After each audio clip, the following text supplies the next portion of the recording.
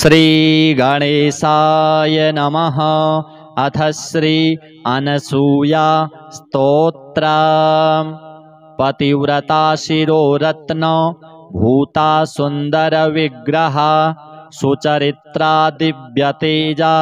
सर्वलोक नमस्कृतः विष्णु प्रपौत्री कपौत्री सती करदम पुत्रिका देवहूति समुत्पन्ना सुमुखी कपिलश्वसा अत्रिपत्नी महाभागा दयाक्षान्त्यादिभूषिता अनसूया वेदगेया निजधर्मजिताखिला श्रीदत्तात्रेय जननी चंद्रमाता मनस्विनी दुर्वासो जनयित्रींसा जगत्संकटवारिणी चतुर्विंशति नामानि मंगलानि पराणि च पावन्यान्यनुसूयाया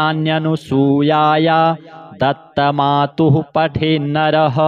त्रिकालमेककालं वा श्रद्धा भक्ति समन्वितः तस्य धर्मे रुचिर्दत्ते भक्ति मुक्ति क्रमात्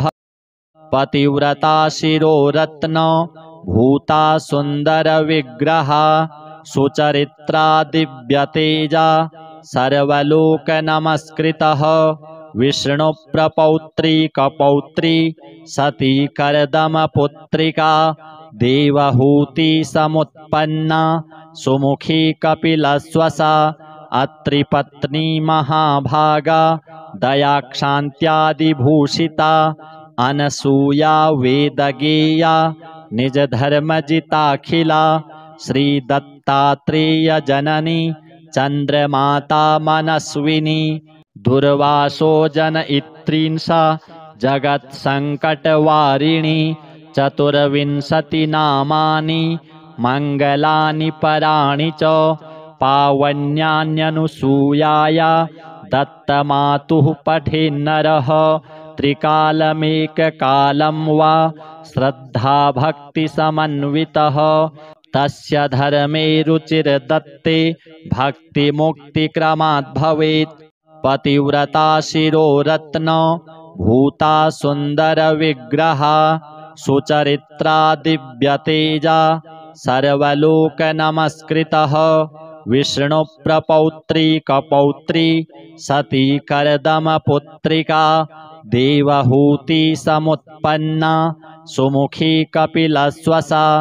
अत्रिपत्नी महाभागा दयाक्षान्त्यादिभूषिता अनसूया वेदगेया निजधर्मजिताखिला श्रीदत्तात्रेय जननी चंद्रमाता मनस्विनी दुर्वासो जनयित्रींसा जगत्संकटवारिणी चतुर्विंशति नामानि मंगलानि पराणि च पावन्यान्यनुसूयाया दत्तमातुः पठेन्नरः त्रिकालमेककालं वा श्रद्धा भक्ति समन्वितः तस्य धर्मे रुचिर्दत्ते भक्ति मुक्ति क्रमात् भवेत् पतिव्रता शिरोरत्न भूता सुंदर विग्रहा सुचरित्रा दिव्यतेजा सर्वलोक नमस्कृतः विष्णु प्रपौत्री कपौत्री सती करदम पुत्रिका देवहूति समुत्पन्ना सुमुखी कपिलश्वसा अत्रिपत्नी महाभागा दयाक्षान्त्यादिभूषिता अनसूया वेदगेया निजधर्मजिताखिला श्रीदत्तात्रेय जननी चंद्रमाता मनस्विनी दुर्वासो जनयित्रींसा जगत्संकटवारिणी चतुर्विंशति नामानि मंगलानि पराणि च पावन्यान्यनुसूयाया दत्तमातुः पठेन्नरः त्रिकालमेककालं वा श्रद्धा भक्ति समन्वितः तस्य धर्मे रुचिर्दत्ते भक्ति मुक्ति क्रमात् भवेत् पतिव्रता शिरोरत्न भूता सुंदर विग्रहा सुचरित्रा दिव्यतेजा सर्वलोकनमस्कृतः विष्णुप्रपौत्री कपौत्री सती कर्दमपुत्रिका देवहूति समुत्पन्ना सुमुखी कपिलश्वसा अत्रिपत्नी महाभागा दयाक्षान्त्यादिभूषिता अनसूया वेदगेया निजधर्मजिताखिला श्रीदत्तात्रेयजननी चन्द्रमाता मनस्विनी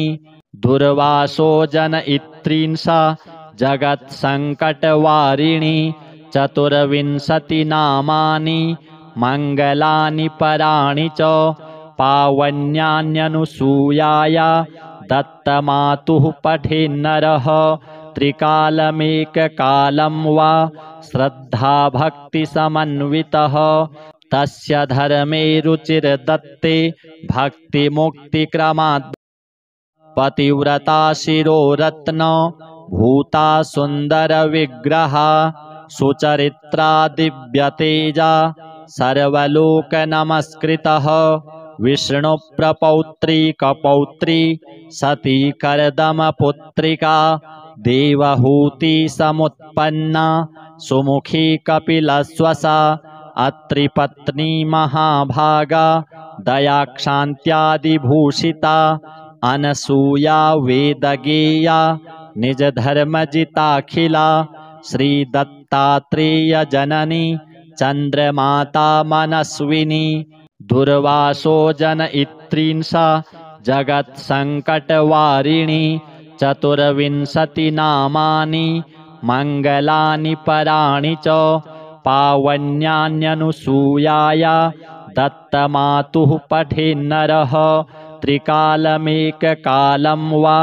श्रद्धाभक्तिसमन्वितः तस्य धर्मे रुचिर्दत्ते भक्तिमुक्तिक्रमात् भवेत् पतिव्रता शिरोरत्न भूता सुन्दरविग्रहा सुचरित्रा दिव्यतेजा सर्वलोकनमस्कृतः विष्णुप्रपौत्री कपौत्री सती कर्दमपुत्रिका देवहूति समुत्पन्ना सुमुखी कपिलश्वसा अत्रिपत्नी महाभागा दयाक्षान्त्यादिभूषिता अनसूया वेदगेया निजधर्मजिताखिला श्रीदत्तात्रेयजननी चन्द्रमाता मनस्विनी दुर्वासो जनयित्रींसा जगत्सङ्कटवारिणी चतुर्विंशतिनामानि मङ्गलानि पराणि च पावन्यान्यनुसूयाया दत्तमातुः पठेन्नरः त्रिकालमेककालं वा श्रद्धाभक्तिसमन्वितः तस्य धर्मे रुचिर्दत्ते भक्तिमुक्तिक्रमात् भवेत् पतिव्रता शिरोरत्न भूता सुन्दरविग्रहा सुचरित्रा दिव्यतेजा सर्वलोकनमस्कृतः विष्णुप्रपौत्री कपौत्री सती कर्दमपुत्रिका देवहूति समुत्पन्ना सुमुखी कपिलश्वसा अत्रिपत्नी महाभागा दयाक्षान्त्यादिभूषिता अनसूया वेदगेया निजधर्मजिताखिला श्रीदत्तात्रेयजननी चन्द्रमाता मनस्विनी दुर्वासो जनयित्रींसा जगत्सङ्कटवारिणी चतुर्विंशतिनामानि मङ्गलानि पराणि च पावन्यान्यनुसूयाया दत्तमातुः पठेन्नरः त्रिकालमेककालं वा श्रद्धाभक्तिसमन्वितः तस्य धर्मे रुचिर्दत्ते भक्तिमुक्तिक्रमात् पतिव्रता शिरोरत्न भूता सुन्दरविग्रहा सुचरित्रा दिव्यतेजा सर्वलोकनमस्कृतः विष्णुप्रपौत्री कपौत्री सती कर्दमपुत्रिका देवहूति समुत्पन्ना सुमुखी कपिलश्वसा अत्रिपत्नी महाभागा दयाक्षान्त्यादिभूषिता अनसूया वेदगेया निजधर्मजिताखिला श्रीदत्तात्रेयजननी चन्द्रमाता मनस्विनी दुर्वासो जनयित्रींसा जगत्सङ्कटवारिणी चतुर्विंशतिनामानि मङ्गलानि पराणि च पावन्यान्यनुसूयाया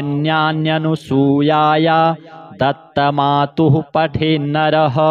त्रिकालमेककालं वा श्रद्धाभक्तिसमन्वितः तस्य धर्मे रुचिर्दत्ते भक्तिमुक्तिक्रमाद् भवेत्। पतिव्रता शिरोरत्न भूता सुन्दरविग्रहा सुचरित्रा दिव्यतेजा सर्वलोकनमस्कृतः विष्णुप्रपौत्री कपौत्री सती कर्दमपुत्रिका देवहूती समुत्पन्ना सुमुखी कपिलश्वसा अत्रिपत्नी महाभागा दयाक्षान्त्यादिभूषिता अनसूया वेदगेया निजधर्मजिताखिला श्रीदत्तात्रेयजननी चन्द्रमाता मनस्विनी दुर्वासो जनयित्रींसा जगत्सङ्कटवारिणी चतुर्विंशतिनामानि मङ्गलानि पराणि च पावन्यान्यनुसूयाया दत्तमातुः पठेन्नरः त्रिकालमेककालं वा श्रद्धाभक्तिसमन्वितः तस्य धर्मे रुचिर्दत्ते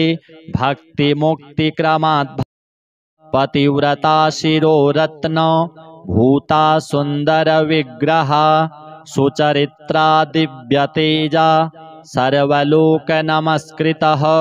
विष्णुप्रपौत्री कपौत्री सती कर्दमपुत्रिका देवहूती समुत्पन्ना सुमुखी कपिलश्वसा अत्रिपत्नी महाभागा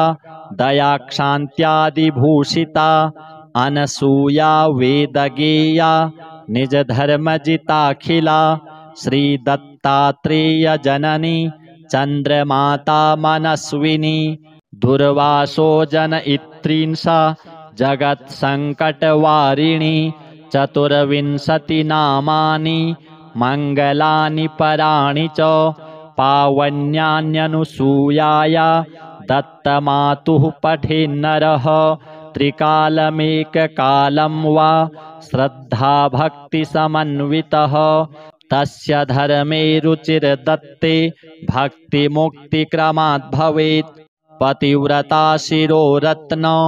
भूता सुन्दरविग्रहा सुचरित्रा दिव्यतेजा सर्वलोकनमस्कृतः विष्णुप्रपौत्री कपौत्री सती कर्दमपुत्रिका देवहूती समुत्पन्ना सुमुखी कपिलश्वसा अत्रिपत्नी महाभागा दयाक्षान्त्यादिभूषिता अनसूया वेदगेया निजधर्मजिताखिला श्रीदत्तात्रेयजननी चन्द्रमाता मनस्विनी दुर्वासो जनयित्रींसा जगत्सङ्कटवारिणी चतुर्विंशतिनामानि मङ्गलानि पराणि च पावन्यान्यनुसूयाया दत्तमातुः पठेन्नरः त्रिकालमेककालं वा श्रद्धाभक्तिसमन्वितः तस्य धर्मे रुचिर्दत्ते भक्तिमुक्तिक्रमाद् भवेत्। पतिव्रता शिरोरत्न भूता सुन्दरविग्रहा सुचरित्रा दिव्यतेजा सर्वलोकनमस्कृतः विष्णुप्रपौत्री कपौत्री सती कर्दमपुत्रिका देवहूती समुत्पन्ना सुमुखी कपिलश्वसा अत्रिपत्नी महाभागा दयाक्षान्त्यादिभूषिता अनसूया वेदगेया निजधर्मजिताखिला श्रीदत्तात्रेयजननी चन्द्रमाता मनस्विनी दुर्वासो जनयित्रींसा जगत्सङ्कटवारिणि चतुर्विंशतिनामानि मङ्गलानि पराणि च पावन्यान्यनुसूयाय दत्तमातुः पठेन्नरः त्रिकालमेककालं वा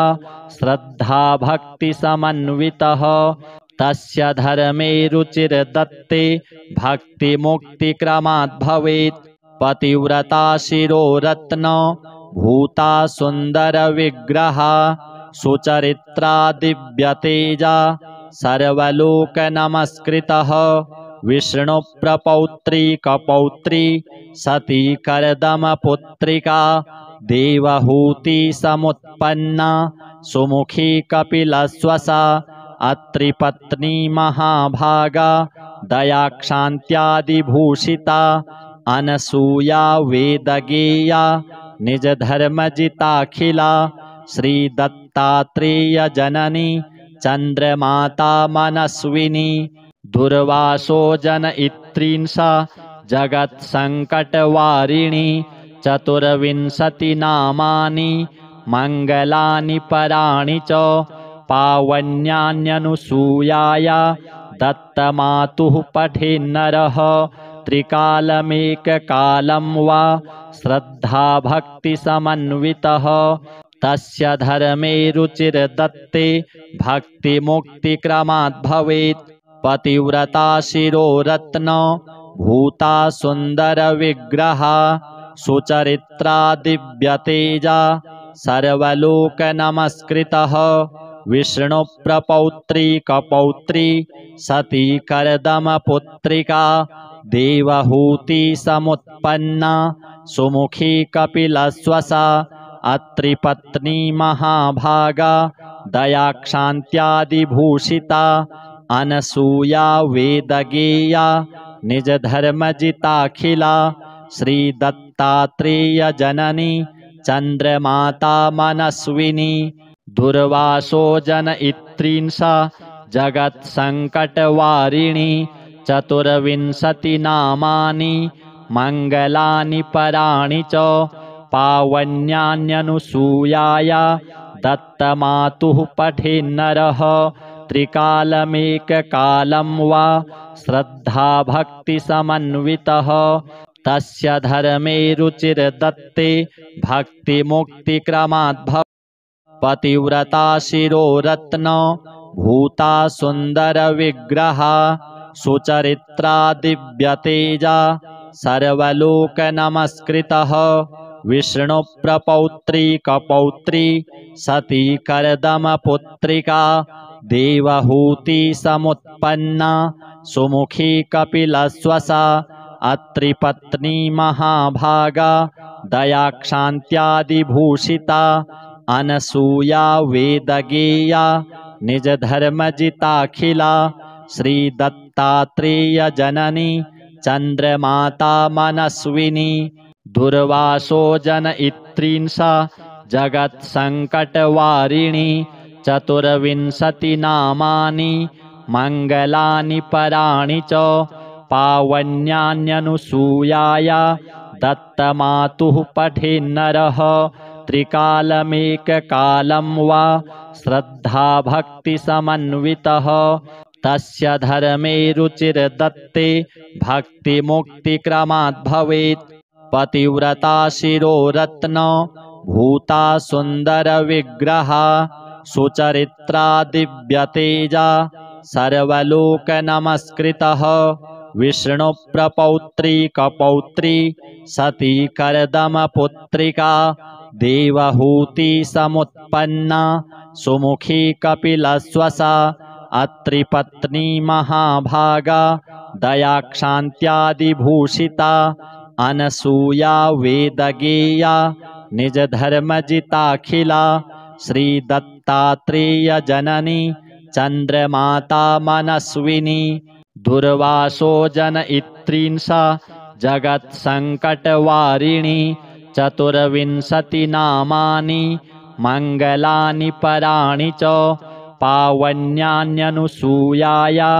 दत्तमातुः पठेन्नरः त्रिकालमेककालं वा श्रद्धाभक्तिसमन्वितः तस्य धर्मे रुचिर्दत्ते भक्तिमुक्तिक्रमाद्भवेत् पतिव्रता शिरोरत्न भूता सुन्दरविग्रहा सुचरित्रा दिव्यतेजा सर्वलोकनमस्कृतः विष्णुप्रपौत्री कपौत्री सती कर्दमपुत्रिका देवहूति समुत्पन्ना सुमुखी कपिलश्वसा अत्रिपत्नी महाभागा दयाक्षान्त्यादिभूषिता अनसूया वेदगेया निजधर्मजिताखिला श्रीदत्तात्रेयजननी चन्द्रमाता मनस्विनी दुर्वासो जनयित्रींसा जगत्सङ्कटवारिणी चतुर्विंशतिनामानि मङ्गलानि पराणि च पावन्यान्यनुसूयाया दत्तमातुः पठेन्नरः त्रिकालमेककालं वा श्रद्धाभक्तिसमन्वितः तस्य धर्मे रुचिर्दत्ते भक्तिमुक्तिक्रमाद्भवेत् पतिव्रता शिरोरत्न भूता सुन्दरविग्रहा सुचरित्रा दिव्यतेजा सर्वलोकनमस्कृतः विष्णुप्रपौत्री कपौत्री सती कर्दमपुत्रिका देवहूति समुत्पन्ना सुमुखी कपिलश्वसा अत्रिपत्नी महाभागा दयाक्षान्त्यादिभूषिता अनसूया वेदगेया निजधर्मजिताखिला श्रीदत्तात्रेयजननी चन्द्रमाता मनस्विनी दुर्वासो जनयित्रींसा जगत्सङ्कटवारिणी चतुर्विंशतिनामानि मङ्गलानि पराणि च पावन्यान्यनुसूयाया दत्तमातुः पठेन्नरः त्रिकालमेककालं वा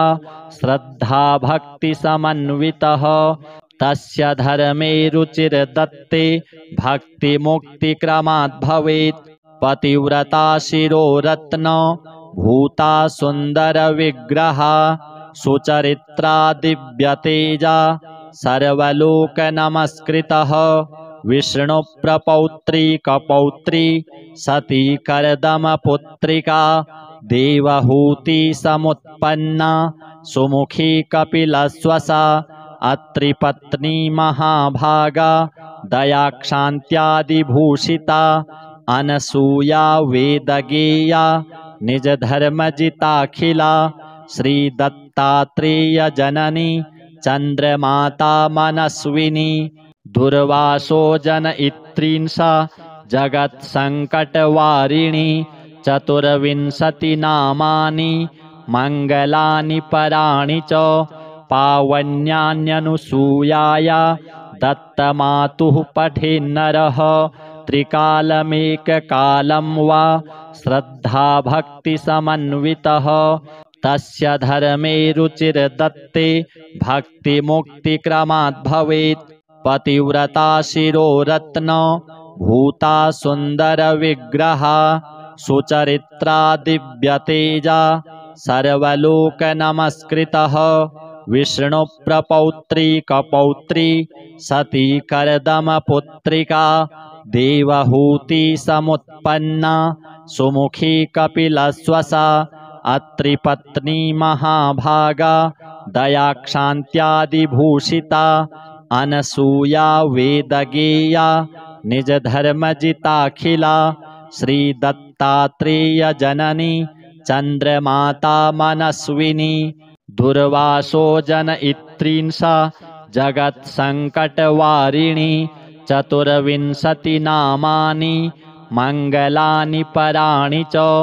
पावन्यान्यनुसूयाया दत्तमातुः पठेन्नरः त्रिकालमेककालं वा श्रद्धाभक्तिसमन्वितः तस्य धर्मे रुचिर्दत्ते भक्तिमुक्तिक्रमाद्भवेत्